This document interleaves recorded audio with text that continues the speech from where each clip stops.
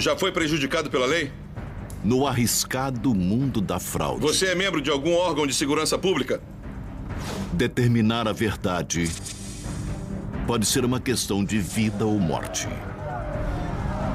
Os eventos de 11 de setembro mostraram que precisamos de tecnologias para proteger nossa infraestrutura e nossos cidadãos.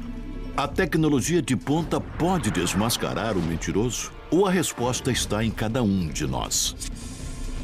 O melhor computador é o que está entre nossas orelhas. Descubra o perfeito detector de mentira. A ciência de como desmascarar o mentiroso. Desmascarar um mentiroso.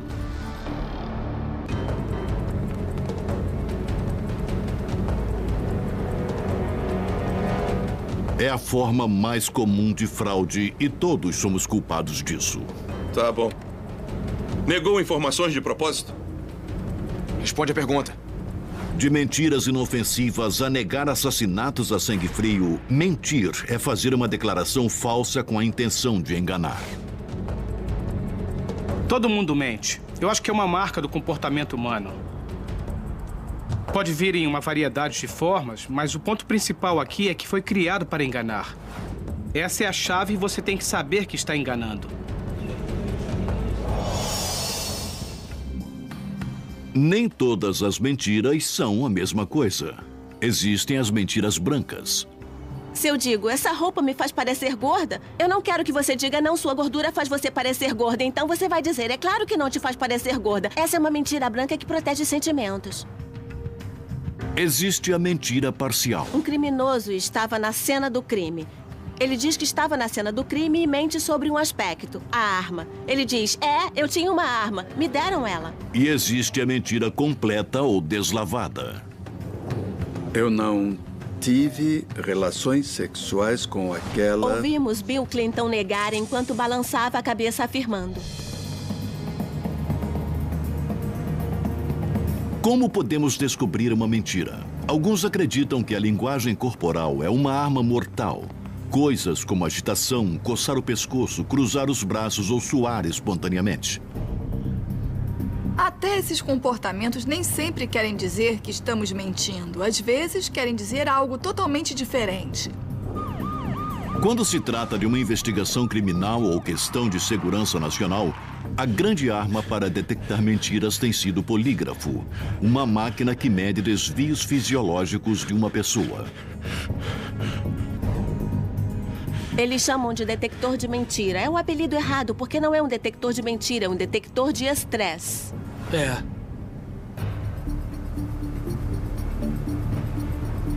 O polígrafo detecta a ansiedade emocional associada ao ato de contar uma grande mentira.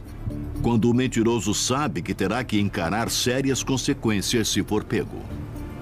Quando o perigo é grande, você acaba despertando o sistema emocional humano. O sistema emocional muda o ritmo cardíaco, a pressão sanguínea e por aí vai. É isso que o polígrafo mede. Técnicos de polígrafo usam instrumentos computadorizados, assim como esse sistema analógico que tem sido usado por uns 50 anos. O corpo faz mudanças autônomas que são detectadas apenas quando a pessoa toma uma decisão consciente de contar uma mentira. Sim. Realmente existe uma ligação entre mente e corpo. Sim. Tá bom. O examinador de polígrafo Jack Trimarco é um dos melhores da área. Ele testou suspeitos em casos de grande importância, como o bombardeio em Oklahoma City e o bombardeio ao World Trade Center em 1993. Coloque os braços para frente, como se fosse mergulhar na piscina. O polígrafo registra 4 tipos de dados fisiológicos. Tubos corrugados ao redor do abdômen e peito monitoram a função respiratória. Instrumentos nos dedos monitoram a resistência elétrica da pele e um aparelho de pressão mede mudanças na atividade cardíaca. Gostaria que você respondesse com um sim ou não, tá bom? O examinador faz diferentes tipos de pergunta. Algumas são irrelevantes. Você é um cara legal? Sim. Outras são perguntas relevantes, as que o examinador realmente está interessado. Você roubou algum dinheiro do Banco Willow em 5 de setembro de 2008? Não. Se o suspeito estiver dizendo a verdade, não haverá nenhuma reação fisiológica ligada a isso. No entanto, se estiver mentindo, e ele sabe que está mentindo, então haverá reações. E se elas forem consistentes e significativas, então ele vai falhar no teste do polígrafo. Pesquisas mostraram que o polígrafo tem uma média de 98% de precisão quando conduzido por um examinador qualificado e experiente. É tão preciso que até grupos não governamentais estão usando. E com esses números parece ser bem difícil o indivíduo enganar o polígrafo. Ou será que podem?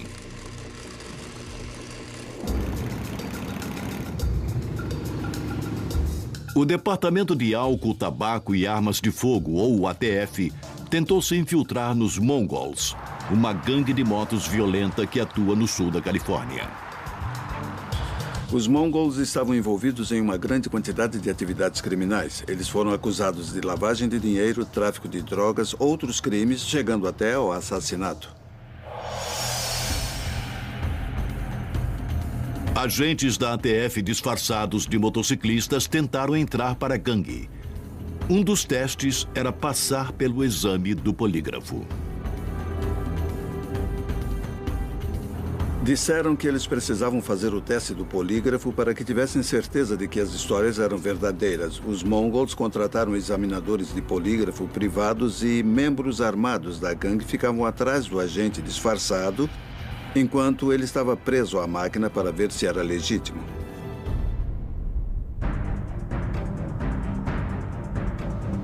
Você é membro de algum órgão de segurança pública? Não. O procurador federal me disse que eles passaram por um treinamento para passar no teste do polígrafo. Já entregou alguma evidência para algum órgão de segurança contra os Mongols? Como está indo? Responde a pergunta. Enganar com sucesso, ou talvez até mentir, é uma parte importante da aplicação da lei. Você tem que ganhar a confiança dos criminosos e vilões que está investigando. Eles eram homens muito corajosos que conseguiram controlar seus medos. É um segredo como um agente disfarçado da ATF enganou o polígrafo.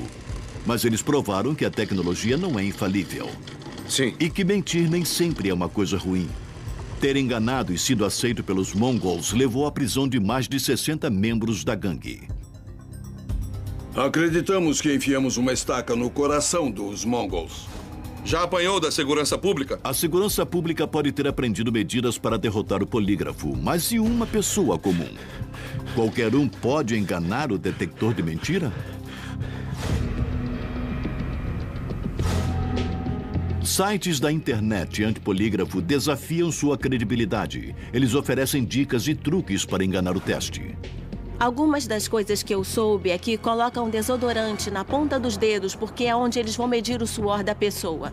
Outra dica é começar uma equação matemática. 22 menos 16 vezes 9. Isso vai disfarçar a carga de estresse que o polígrafo registra. E o velho mito que ouvimos sempre é colocar uma taxinha no sapato. Toda vez que for responder a uma pergunta, pise na taxinha.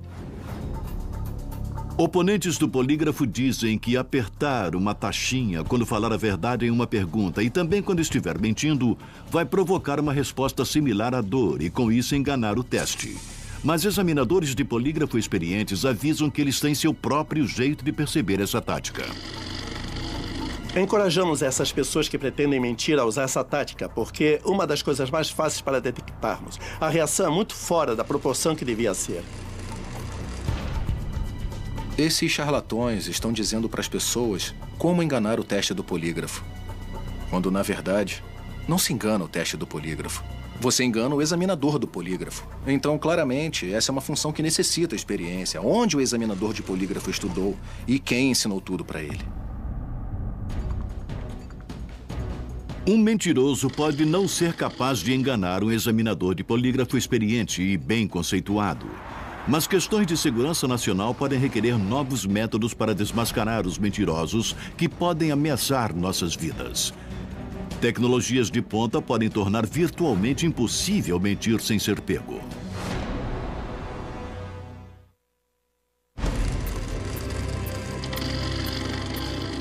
O polígrafo tem sido a tecnologia de referência para detectar mentira há mais de 50 anos. Mas riscos cada vez maiores para a segurança de nossa nação têm mostrado a necessidade de sistemas ainda melhores para expor mentirosos que podem ser uma ameaça às nossas vidas. O mundo e as necessidades da comunidade são muito mais amplos do que o polígrafo pode fazer. Sem o polígrafo, a única coisa que os indivíduos têm são suas técnicas, sua perícia em conduzir entrevistas. Precisamos fornecer essas ferramentas que, mesmo ajudando a aumentar a precisão em 3, 5, 10%, têm um impacto significante na segurança nacional e em como o governo federal protege os seus cidadãos e as nossas fronteiras. Em Colômbia, Carolina do Sul, na Academia de Defesa para Avaliação de Credibilidade, ou DACA, pesquisadores estão criando novas tecnologias para detectar mentiras. Uma é uma imagem facial térmica. Uma imagem de computador do rosto da pessoa é codificada com cores de acordo com o calor que emite. A região de interesse dentro de cada olho fica mais quente quando a pessoa responde uma pergunta mentindo. Sim. Roubou aqueles $20. Focamos nos olhos porque o fluxo de sangue fica mais perto da superfície da pele e a câmera é capaz de captar o fluxo sanguíneo e as mudanças no fluxo facilmente. Então, enquanto uma entrevista é feita, olhamos para as mudanças de temperatura e o que descobrimos depois de vários estudos foi que a temperatura muda, tende a aumentar com uma resposta que cause estresse. Um computador analisa os dados do teste. Descobrimos que, de fato, as mudanças no padrão de calor que ocorrem entre os olhos podem mostrar quem está mentindo ou dizendo a verdade com uma precisão de mais de 85%, o que é bem alto e é comparável ao polígrafo. Antes de começar o teste, precisamos calibrar o sistema, então o senhor vai ver uma bola quicando na tela. Siga com seus olhos. Outro detector de mentira promissor é o Tracker. É um teste de reconhecimento feito por computador que emite uma luz infravermelha diretamente no rosto do suspeito. Sua córnea reflete essa luz, o resto do rosto não. E sabendo onde a câmera está, onde você está e onde o computador está, podemos, com alguns pixels de resolução, ver exatamente para onde você está olhando na tela do computador.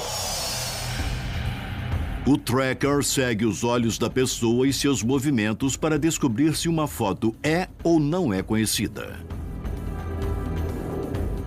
Descobrimos que para rostos conhecidos, temos a tendência de focar nos olhos, nariz, talvez na boca, o triângulo central do rosto.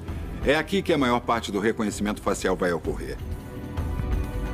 Se é um rosto desconhecido, o cérebro direciona os olhos para reunir mais informações. Amplia o escopo, vai pegar algumas informações das orelhas, cabelos, características faciais. O Tracker tem aplicações na segurança pública, assim como na coleta de informações.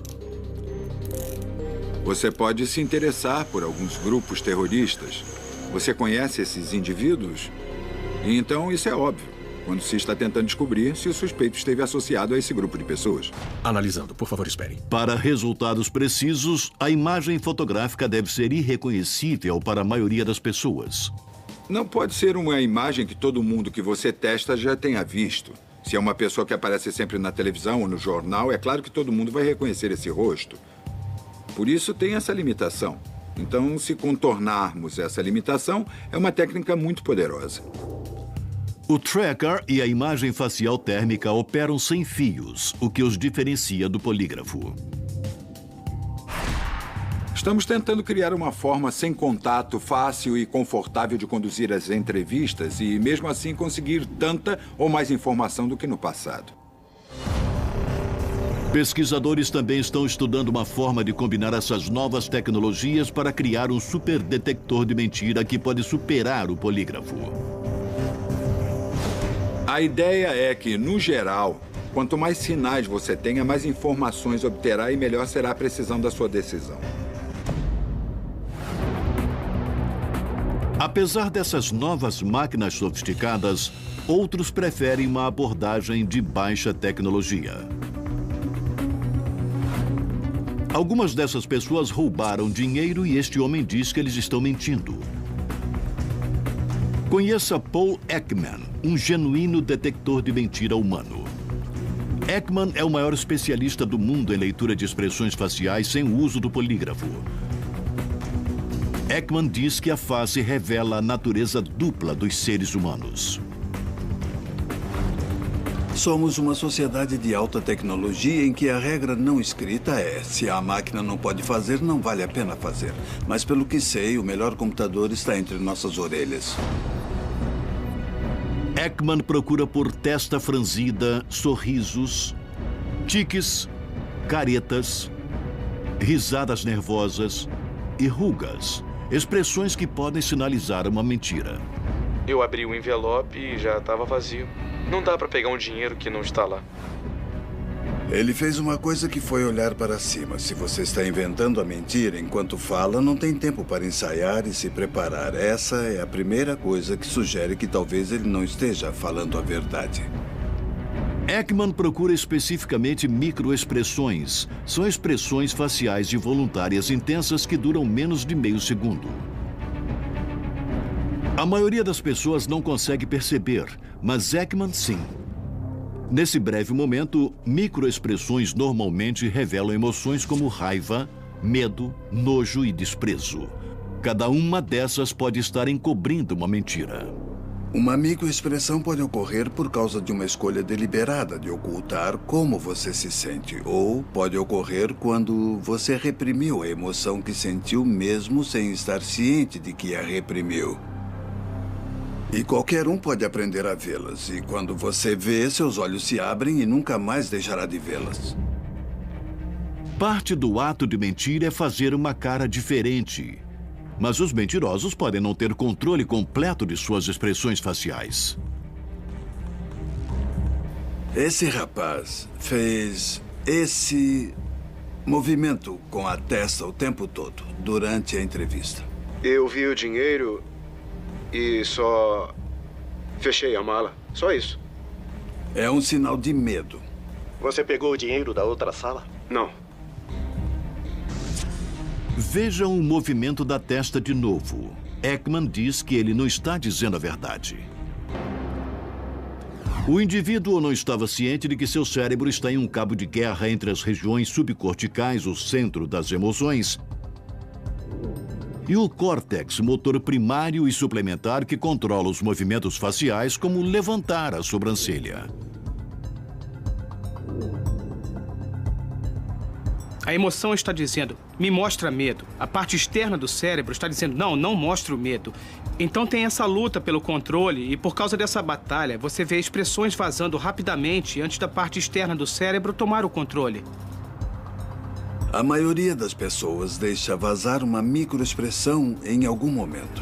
Mas menos de 5% das pessoas que estudamos não mostraram nada. E nem todo mundo vai mostrar uma microexpressão no mesmo lugar. É por isso que quando as pessoas dizem para onde devo olhar se estou tentando desmascarar mentiras, respondo tudo. Olhe tudo e ouça tudo. Ekman tem a habilidade de notar essas breves microexpressões faciais que podem ser sinais de que alguém está mentindo. Ele também é capaz de detectar o que ele chama de pontos quentes. São inconsistências no comportamento da pessoa, seja no rosto, corpo, voz ou discurso. Quando as coisas não se encaixam, quando há um sinal de uma carga mais cognitiva ou emocional do que seria apropriada para o contexto, caracteriza um ponto quente. Você está fazendo vigilância em um aeroporto e tem um homem parecendo extremamente preocupado e ele é o único na fila que está assim. É um ponto quente. Ekman diz que os pontos quentes sugerem que algo está acontecendo embaixo da superfície e requer mais investigação, principalmente quando se trata de questões criminais ou de segurança nacional. Depois do 11 de setembro, eu acho que houve uma percepção de que a interação cara a cara, pessoa a pessoa, iria revelar os tipos de inteligência que precisaríamos para descobrir o próximo ataque terrorista. Ekman diz que sua técnica de detecção de mentira tem uma média de precisão de 80% ou mais. Como resultado, a segurança pública, o Departamento de Segurança e agentes do Serviço Secreto foram treinados para identificar microexpressões e pontos quentes. De fato, esse método provou ser 100% eficaz para arrancar a verdade de um assassino sangue frio.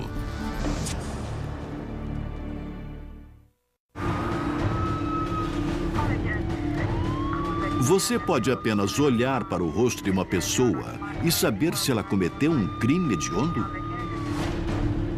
Paul Ekman, conhecido como detector de mentira humano, diz que é possível, ao perceber os pontos quentes que são inconsistências no comportamento de uma pessoa que não fazem sentido e sugerem que o indivíduo pode estar escondendo alguma coisa. Vamos olhar esse pequeno movimento facial de novo.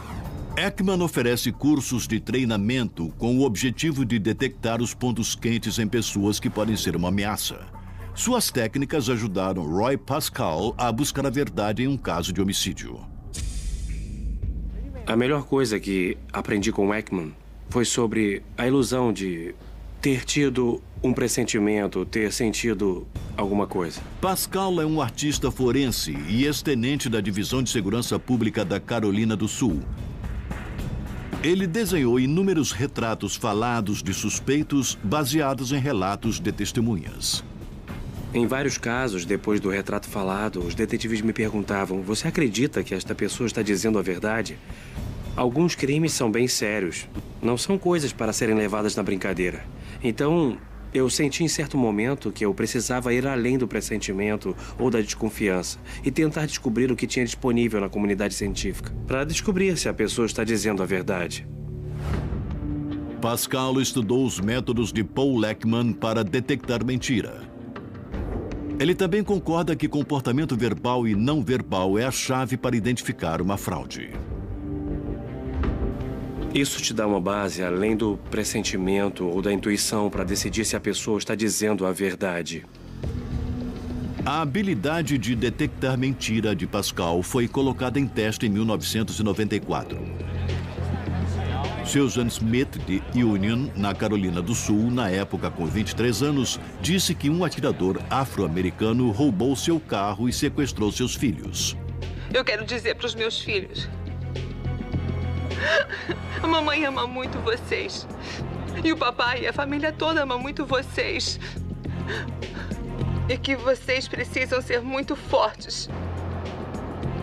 A polícia não conseguiu localizar o suspeito, então Pascal foi chamado para desenhar um retrato falado do criminoso. Eu entrevistei ela e expliquei o processo. Ela disse que queria cooperar o máximo possível.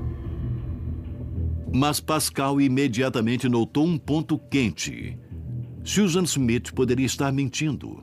Ela estava claramente hesitante em fornecer uma descrição do suspeito, mas queria parecer cooperativa. Ela disse que gostaria de participar, mas que não poderia porque ela só tinha visto o criminoso de lado. Mas é claro, nós podemos desenhar o perfil. Pascal começou a desenhar enquanto Smith descrevia o sequestrador. Ela descreveu um homem afro-americano que usava o que algumas pessoas chamam de boina ou boné, um gorro de tricô na cabeça e uma blusa xadrez. De acordo com Pascal, a maioria das testemunhas começam descrevendo detalhes específicos do rosto do suspeito. Depois se tornam mais vagos enquanto o processo continua. No entanto, Smith começou com detalhes vagos e gradualmente foi dando mais informações. Além disso, ao invés de se focar no rosto, ela forneceu detalhes desnecessários sobre as costeletas do suspeito, o gorro de tricô e a blusa, outro ponto quente. Quando a pessoa está descrevendo uma imagem que não existe, ela vai começar sendo extremamente superficial. E então, com o passar do tempo, os detalhes começam a aparecer e eles ficam mais e mais específicos. Pascal identificou alguns pontos quentes que podiam indicar que Smith estava mentindo. E não ajudou em nada quando ele terminou o retrato falado em tempo recorde, em torno de 1 hora. O normal é de quase 2 a 3 horas. Ela disse que foi ele, que era uma certeza muito forte. Isso é muito alarmante porque essa não é a realidade, não é tão simples. É um processo de avanço e retrocesso. Em um retrato falado, apagamos tanto quanto desenhamos. E naquele momento, eu senti que não era apenas uma acusação falsa, mas que as crianças estavam em perigo. Pascal relatou suas preocupações para o xerife. Uma luz vermelha pode não ter nenhum significado, mas tem quando você vê um padrão que dá a base para formar uma opinião. Faz tanto tempo e eu acho que se eles estivessem bem já teriam sido encontrados, mas... a parte mais difícil é não saber. Mas Susan Smith sabia que seus filhos já estavam mortos. Sua história sobre um sequestrador afro-americano era mentira. Smith foi condenada por homicídio e cumpre prisão perpétua. Pontos quentes emocionais podem ajudar a detectar se uma mentira foi contada. Mas que melhor forma de pegar o mentiroso do que entrar diretamente no seu cérebro? Mentirosos, cuidado!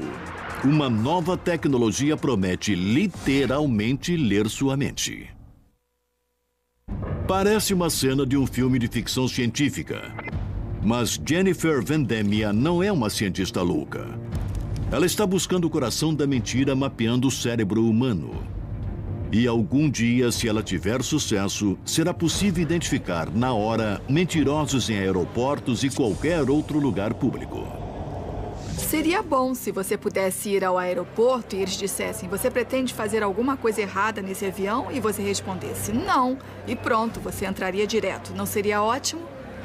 Esse é o tipo de coisa que, se funcionasse, faríamos. Mentir é provavelmente uma das ações mais complexas que um ser humano pode praticar no seu dia a dia. Envolve quase todas as áreas do cérebro. Os processos no cérebro que são usados para tomar decisões, assim como inibição e memória, estão envolvidos na mentira. Vendemia prepara uma cobaia para um eletroencefalograma ou EEG. Isso mede e registra a atividade elétrica do cérebro humano usando sensores. Neste caso, mais de 120 eletrodos estão ligados à cabeça. Um gel condutor aplicado na cabeça ajuda os eletrodos a captar os sinais. Sempre que você vir uma frase vermelha, eu quero que responda mentindo. Mas sempre que vir uma frase azul, quero que fale a verdade. E indique sua resposta apertando o número 1 para a verdade e o 2 para a mentira. Tá. O teste começa. A participante mentiu e contou a verdade em uma série de perguntas bem básicas. E ela disse mentiras e verdades para cada uma dessas perguntas. Podemos comparar as cores das ondas cerebrais quando ela conta a verdade e como estão quando ela mente. Vendemia estuda ondas cerebrais especiais conhecidas como potencial de eventos relacionados ou PER. Elas ocorrem milésimos de segundos depois que uma declaração falsa é feita. Laura leva mais tempo para contar mentiras do que para falar a verdade. A onda ligada ao processo de tomar a decisão "eu vou mentir" é maior em Laura do que a do processo de tomar a decisão de "eu vou contar a verdade". A altura da onda é menor quando mentimos do que quando dizemos a verdade. Significa que o cérebro é mais usado quando enganamos. O mentiroso tem que criar algo. Ele tem que ocultar, fabricar ou distorcer a informação de alguma forma. Então isso envolve um esforço mental extra. Ele tem que pensar: isso vai fazer sentido? Isso vai ser crível? Essa é uma carga cognitiva extra enquanto o mentiroso está tentando conversar com a outra pessoa.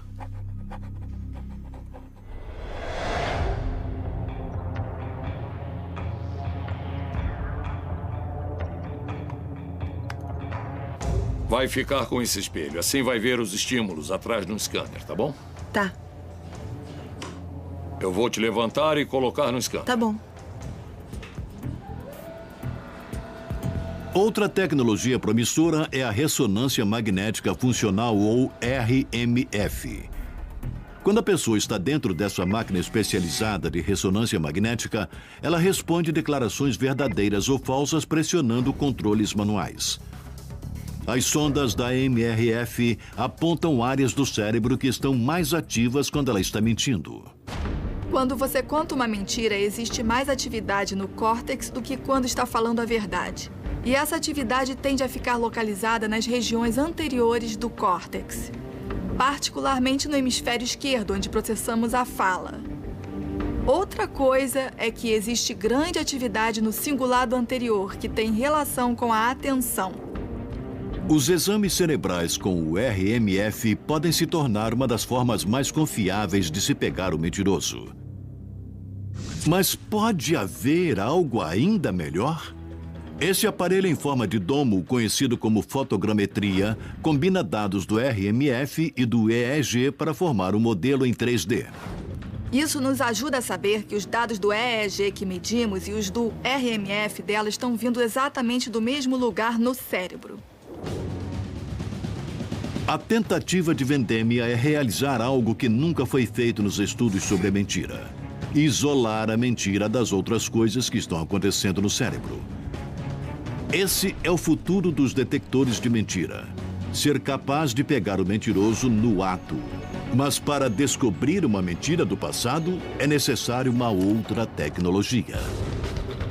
Um neurocientista afirma que lembranças e detalhes de crimes ficam guardados no cérebro. E ele tem a tecnologia para recuperá-las.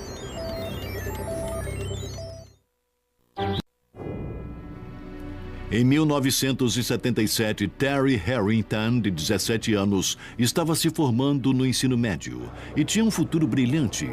Mas ao invés de ir para a faculdade, Terry foi mandado para a prisão. Ele foi condenado por assassinato em primeiro grau por ter atirado em um guarda de segurança durante o roubo de uma concessionária de carros em Castle Bluffs, Iowa. Harrington disse que estava em um show na noite do crime. Vários amigos confirmaram seu álibi. No entanto, havia apenas uma pequena evidência que o ligava ao crime. Mas no final, Terry recebeu prisão perpétua sem possibilidade de condicional. Penitenciária Estadual de Iowa. É um dos piores sentimentos que você pode imaginar. Eu estava matriculado na faculdade quando fui preso em setembro. E perdi tudo em 1 minuto. Me dá licença. Em 2000, 23 anos depois de sua condenação, um teste feito no computador chamado impressão digital cerebral foi usado como evidência no caso de Terry. A impressão digital cerebral não determina se a pessoa é diretamente inocente ou culpada de um crime. Não determina diretamente se ela está mentindo ou não. Apenas determina se essa informação está ou não guardada no cérebro. Enquanto a impressão digital dos dedos pode determinar se uma pessoa esteve na cena do crime, a impressão digital cerebral pode ajudar a provar se a pessoa cometeu o crime. O que mostramos foi que esse indivíduo, que ficou preso por homicídio durante 23 anos, não tinha um registro no cérebro dos detalhes mais importantes do crime pelo qual ele foi condenado. Ele tinha um registro da mesma noite em seu cérebro, mas era um que batia com o álibi, não o que batia com o crime. Apresentamos o resultado do teste na corte. O juiz do caso aceitou a impressão digital cerebral. Terry Harrington foi finalmente liberado e passaria por um novo julgamento. O Estado optou por não julgá-lo novamente. Lawrence Farwell, o inventor da impressão digital cerebral, diz que a tecnologia tem base no princípio que o cérebro é o centro de todo o comportamento humano. Por exemplo, em um ato criminoso pode haver ou não evidência física, mas o cérebro sempre está lá planejando, executando e registrando o crime. O criminoso tem os detalhes do crime guardados em seu cérebro e o suspeito inocente não tem. O examinado usa uma faixa com sensores eletrônicos que medem as ondas cerebrais envolvidas no processo de pensamento. Você aperta o botão esquerdo para as coisas que reconhece e o botão direito para o resto. Durante o teste, palavras e frases chamadas estímulos piscam em uma tela de computador. Elas se referem a coisas como a arma, a cena do crime e as evidências. Há 3 tipos. Estímulos-alvo são detalhes conhecidos sobre o crime que ficaram publicamente disponíveis. Farwell conta esses detalhes para o examinado antes do teste, para ter certeza de que as ondas cerebrais vão mostrar uma resposta de reconhecimento. estímulos irrelevantes não têm nada a ver com o crime e vão criar uma resposta neutra. O verdadeiro teste acontece com o terceiro tipo, as provas. São detalhes sobre o crime que são conhecidos apenas pelo criminoso e pelos investigadores. Se o suspeito os reconhece, então ele fornece a evidência. Esse cara conhece os detalhes sobre o crime que o público não sabe. A impressão digital cerebral permite que Lawrence Farwell veja as áreas do cérebro enquanto elas respondem voluntariamente aos estímulos. O córtex parietal está envolvido em reconhecimento e associações, e o hipocampo está envolvido na memória e contexto. Essas regiões emitem um sinal elétrico que Farwell apelidou de P300 Mermer. Ocorre de 300 a 800 milésimos de segundo depois do suspeito ser confrontado com um estímulo familiar ou significante. Se uma pessoa exibe uma resposta Mermer no seu cérebro, sabemos que ela reconhece e acha significativo o que estamos representando. O computador determina o resultado do teste. Ele compara matematicamente as respostas com os diferentes tipos de estímulos. Quando ela viu esses pontos, essas coisas que sabíamos que ela sabia, o cérebro disse "ahá" e tivemos uma resposta P300 Mermer. Quando ela viu os estímulos irrelevantes, ela não os reconheceu e não houve essa resposta. Ficou uma linha reta nessa área. Ela não sabe esses detalhes sobre o crime e isso fornece evidências que ela não estava na cena do crime. Apesar de parecer infalível, a impressão digital cerebral não faz julgamentos de culpado ou inocente. A impressão digital cerebral não é absoluta. Não diz, tá bom, esse é o assassino. Apenas diz se a pessoa sabe ou não informações específicas sobre o crime e o juiz e o júri têm que levar isso em consideração junto com todas as outras evidências. Farwell diz que a impressão digital cerebral tem precisão de 99%, o que é mais alto do que qualquer outra tecnologia para detectar mentiras. A impressão digital cerebral não pode ser derrotada ou enganada. Eu inventei a tecnologia e não consigo enganá-la. A impressão digital cerebral pode se tornar a onda do futuro para diferenciar o culpado do inocente, a verdade da mentira. Mas uma pergunta ainda continua. Algumas pessoas têm inclinação para a mentira ou todos nós somos programados para enganar?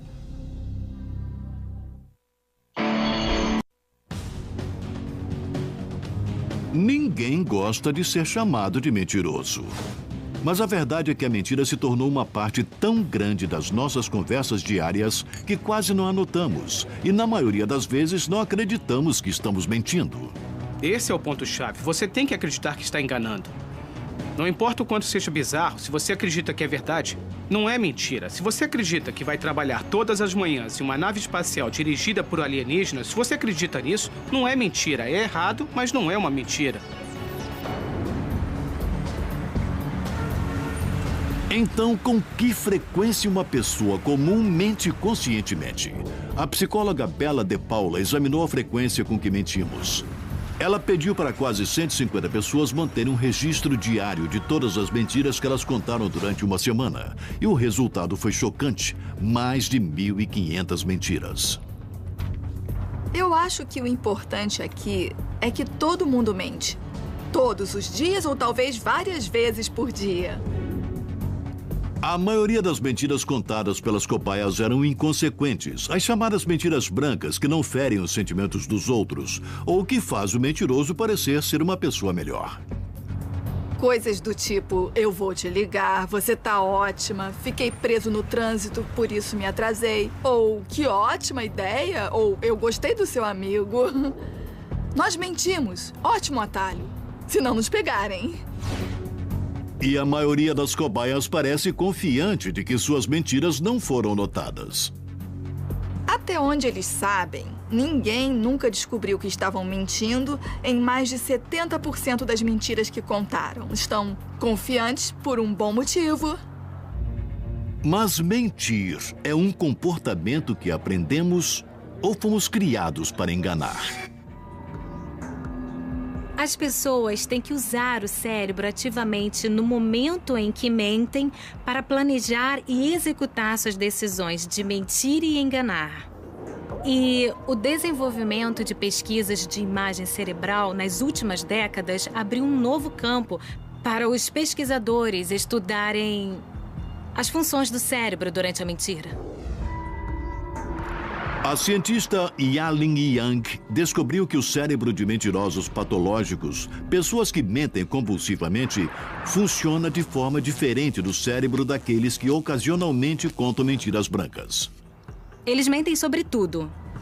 Coisas sem importância, basicamente. Alguns até admitem que gostam de mentir. E não se importam muito com as consequências.